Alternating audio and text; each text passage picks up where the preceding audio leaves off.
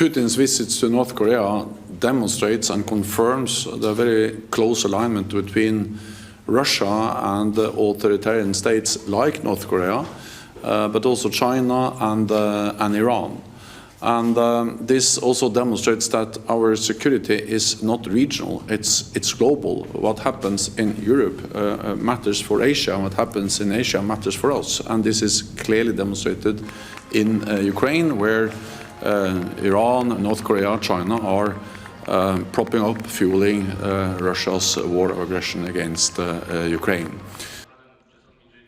We are of course also concerned about the potential support that Russia provides to North Korea when it comes to supporting their missile and nuclear programs. We see how much military support Russia gets from North Korea, but also from... That would have been a nuclear war. If Hillary Clinton had gotten in office, we would have been in a nuclear war with North Korea. He was ready for it. When I was with him, nobody else could meet him. All of a sudden, the dam broke, and we started talking a little bit. We got together, as you know, twice. Get along very well, but we were in no danger from them, and we were in serious danger before I got there. I'm telling you, you would have had a nuclear war if Hillary Clinton got in.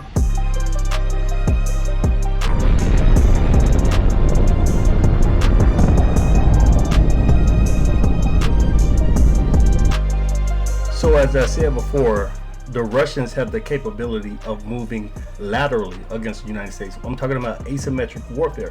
And this is a term that Putin himself used a couple of weeks ago when the United States stupidly, when Biden and his handlers, not even Biden because his mind is shot, but Biden's handlers, whoever the hell is running the White House, gave Ukraine the authorization to use U.S. weapons to hit Russia, to hit directly inside Russia, kill Russian civilians, troops, whoever's over there.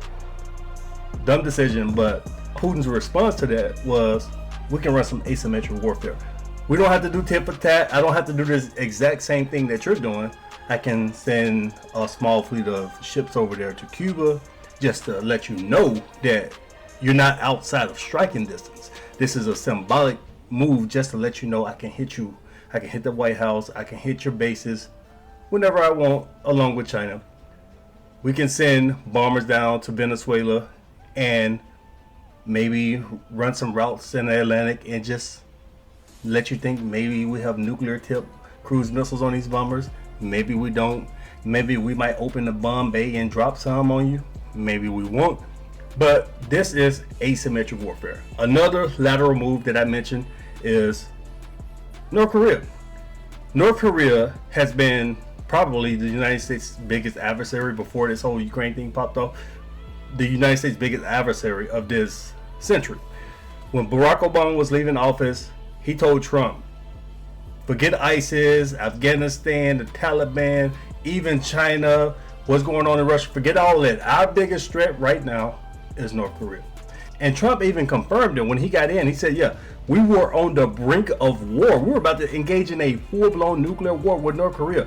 That's why Trump had to make it a priority to start things with Kim. He started talking crap to him. He started talking him up. He was talking about, oh, you're rocket man, you're short, you're fat. Then he said, oh yeah, he's a good leader. And met with him, shook the guy's hand. So Trump had this strategy to try to simmer things down, because the last thing the United States need is some nuclear war in East Asia, because that will get really, really nasty, really ugly, and an untold amount of people will die. But Russia acknowledges that North Korea is a big problem, a big thorn in the United States side.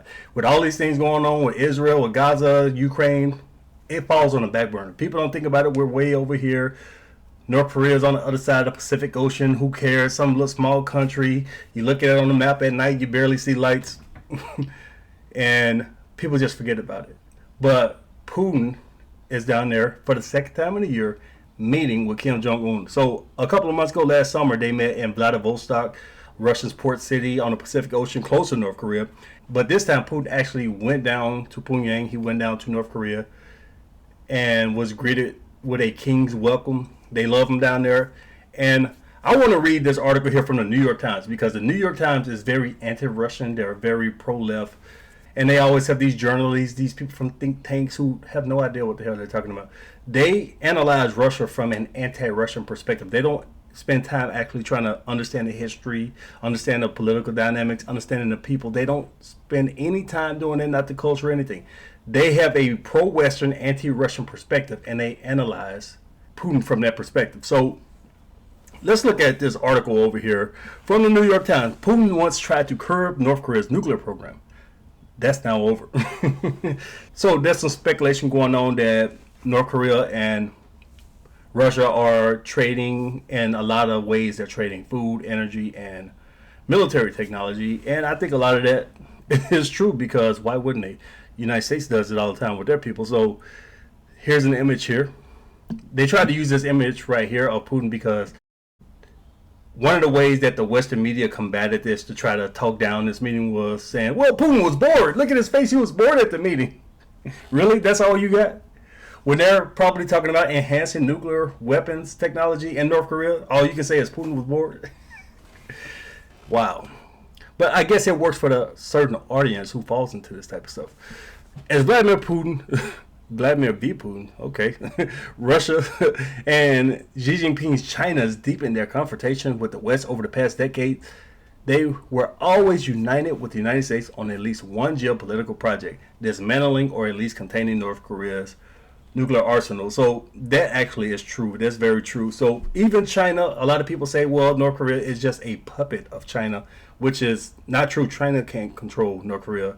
In fact, China went along with a lot of those sanctions that the United States put on North Korea.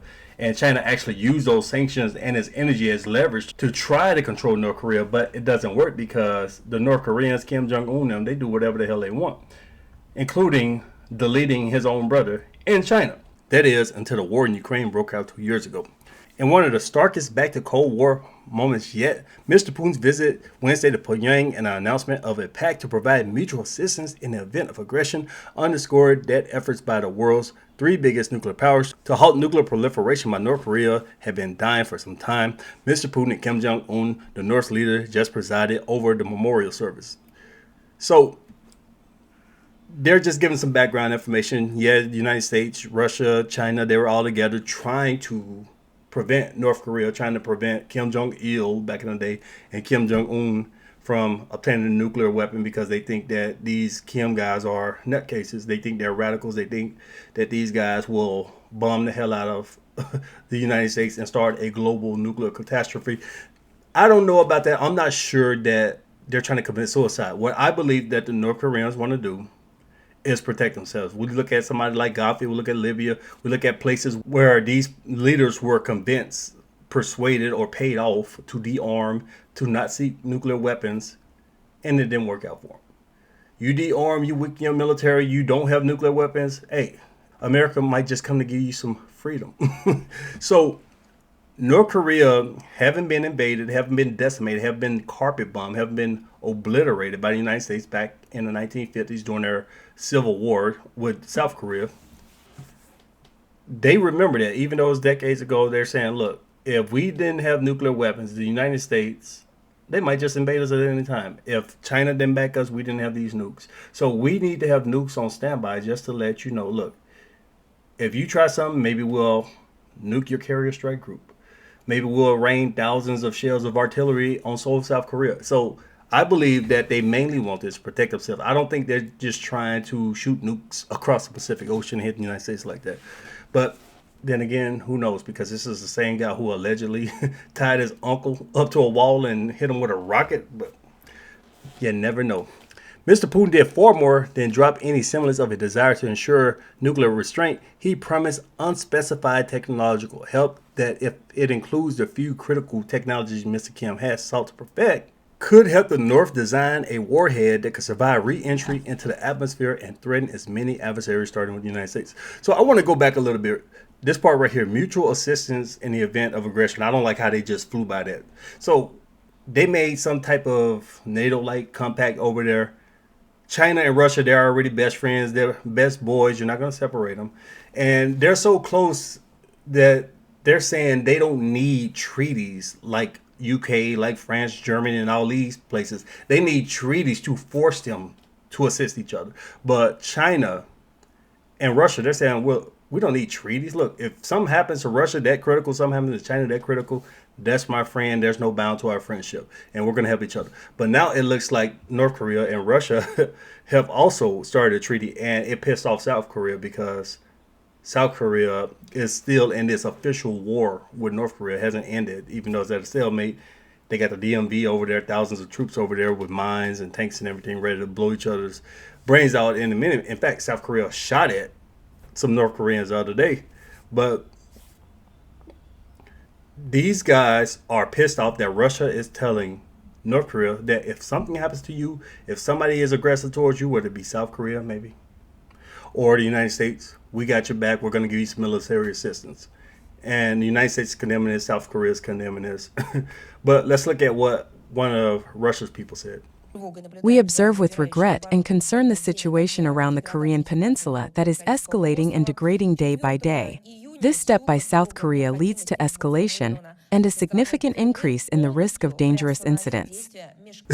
So Russia is saying South Korea is the ones being aggressive, which has some truth to it. Both sides are aggressive. It's not like the United States media always tries to paint it like the United States side. If you're on that side, you're an innocent angel. You're just a poor victim, did nothing wrong, like the Ukrainians, not the white supremacists, banderites over there. Oh, no, they didn't do anything wrong. They were innocent angels, perfect civilians, until the mean, evil Russians came in there and started shooting at them. So the South Koreans will try to play the same card. Oh, we're just innocent victims. Kim Jong-un just shot at us for no reason. Even though we were shooting at them, had mines lined up, had tanks, had rockets pointed towards Kim Jong-un's house. No, that doesn't matter. So they always try to play the victim, but there's evil on both sides. Nowhere in the statement made Wednesday was there even a hint that North Korea should give up any of its estimated 50 or 60 nuclear weapons. These people have no idea how many weapons North Korea has. South Korea is always sending spies over there to North Korea to try to figure out what type of weapons they have, how many nukes they have, and the United States helps along with that type of intelligence gathering. But the truth is they can have over 100. They can have a couple of hundred. We really don't know how many weapons that North Korea has, how many nuclear weapons they have. To the contrary, Mr. Putin declared Pyongyang has a right to take reasonable measures to strengthen its own defense capability, ensure national security, and protect sovereignty. So that's another thing. He's trying to take shots at the West because the West, NATO, United States, they're always talking about somebody's sovereignty. Oh, this isn't right. You can't tell other countries what to do. You can't boss other countries around. You can't invade other countries. You can't tell them how to live and whatever. But at the same time, when North Korea tries to live the way that they choose to live, if they want to have nukes or whatever the hell else they want to do, NATO and the United States is getting mad. NATO is saying, oh, well, Russia, we condemn this meeting. How dare you meet with North Korea? Why can't Russia be friends with North Korea? Aren't you friends with the Ukrainians? Allegedly. Really not friends. The United States hates the Ukrainians. The United States is using the Ukrainians to get at Russia and let the Ukrainians die in a process. That's why I say they hate them. But apparently the United States can be friends with whoever they want, but when Russia picks a friend, it's a problem. So this talks about some of the history here. During the Cold War, we know back in the day, the North Koreans and the Russians, they were closer. The main concern here is that North Korea can increase its military capabilities, mainly satellites and nukes. So last summer, allegedly, Russia helped them with some type of ICBM technology that tested some weapon that had the United States kind of alarmed. And the United States is worried that Russia will help move further along North Korea's nuclear program. Russia is going to help North Korea get to the point where they can easily decimate any country in the world that they want to with their dozens or maybe hundreds of nukes, who knows, and also their satellite technology. When they have enough satellites to see everything, just like the United States has overhead surveillance, the Russians, the Chinese, they have overhead surveillance to see everything all the time, help them with spying, help them with military. Russia could be helping North Korea with this type of technology. If Russia gets North Korea's nuclear program along with their satellite technology to a certain level, then North Korea would be a major military powerhouse. They already have the numbers, one of the largest military in the world, one of the biggest stockpiles of weapons, artillery in the world. have way more artillery than all of NATO combined and can produce more than all NATO combined. And they're saying in exchange, speaking of that, they're saying in exchange that the Russians want weapons from North Korea. They're saying that the Russians are desperate. They're desperately crawling over. Oh, they're losing in a war to Ukraine, and they're crawling over to Kim Jong-un to ask for weapons. So first of all, Russia produces more bullets, more ammo, more rockets than all of NATO combined by X multiple. More than all of NATO combined. It will take all of NATO years to match Russia's production in 1 year.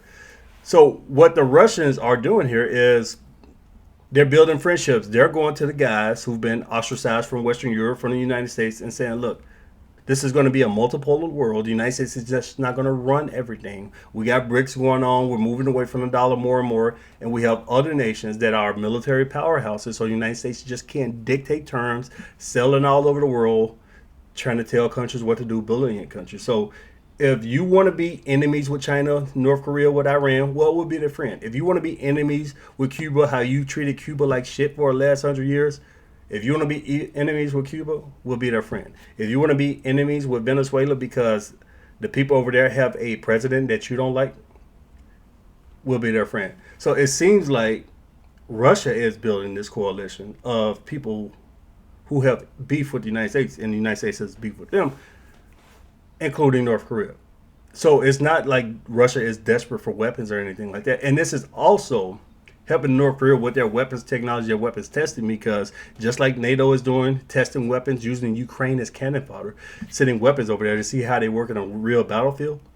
The Russians, the North Koreans, the Chinese, they're also having weapons tested over there in a real warfare situation while the Ukrainians die. But this is Ukrainians' fault because they're the ones allowing themselves to be suckered by the United States. But China is also using North Korea as a middleman to move weapons. China can't, because of the political situation, China can't openly just send Russia everything it wants to. So it has ships, supply ships coming from North Korea, going back and forth between North Korea and China. And next thing you know, trucks and ships are going from Russia to North Korea. So it seems like China is supplying Russia with weapons, but using North Korea as a middleman, as a way to say, no, we're not doing anything.